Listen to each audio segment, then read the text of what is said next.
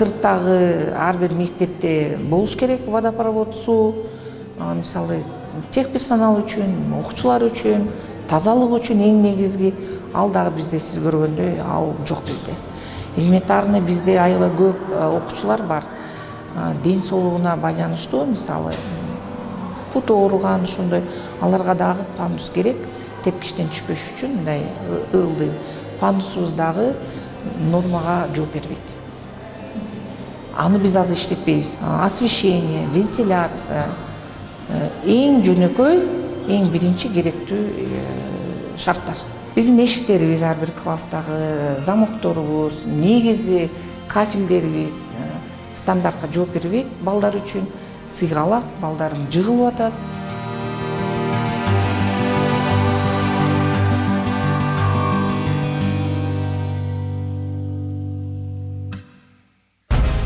Бул биздин ажатканабыз биринчи этаждагы. Силер көрүп тургандай суус раковинабыз бар. Бул ажаткана кыздар үчүн и балдар үчүн чогуу. Кыздар үчүн эч кандай мисалы эшиктери жок. Ага биз мугалимдер уже кыздар күтүп тургула дегенге мажбур болобуз. И балдар, азыр баардык окуучулар, мугалимдер сырттагы ажатканага барабыз. Себеби сырттагы канализационный труба тоже жарактан чыккан.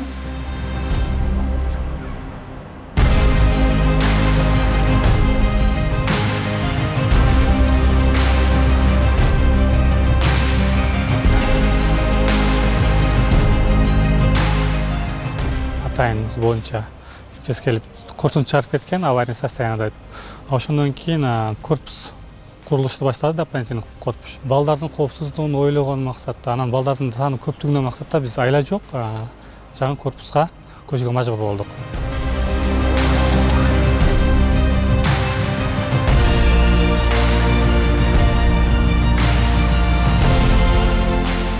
Биз убагында эле бүткөнбүз. Республикабызда кыйынчылык болуп, ошо республиканский бюджетте акча жок болуп, кичине таңкыс болуп, акча жок болуп туруп калган. Ошого мен тапшыра албай туруп калгам. Туалеттери боюнча өзү проект ушундай. Эч кандай бизде проекттен отклонение болгон жок.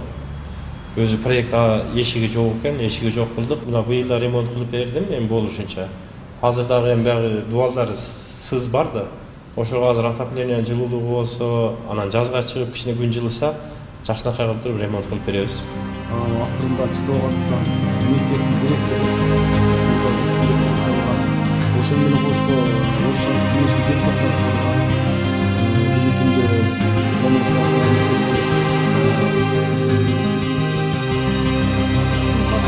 негиздери кыскартып койгон. Бул негиз боло албайт да. Далилде боло албайт. Ачык бериш керек, эмнеге болот деп. Анан ушул материалды, кыскарткан материалды кайрадан бизге дагы кор кеңеште дагы көтөрүлгөн бул маселе. Андан сырткары немелер көтөргөн, ата-энелер көтөрүлгөн, ата-энелердин атынан да түшкөн.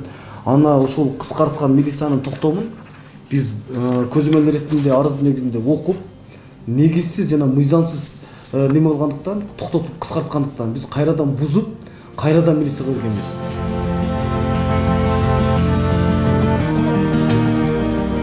Анткени чындыгында эле ушул акчанын убагында которулбаган 3 жыл аралыгында курулуш материалдары 3 эсе өсүп кеткендиги аныкталган.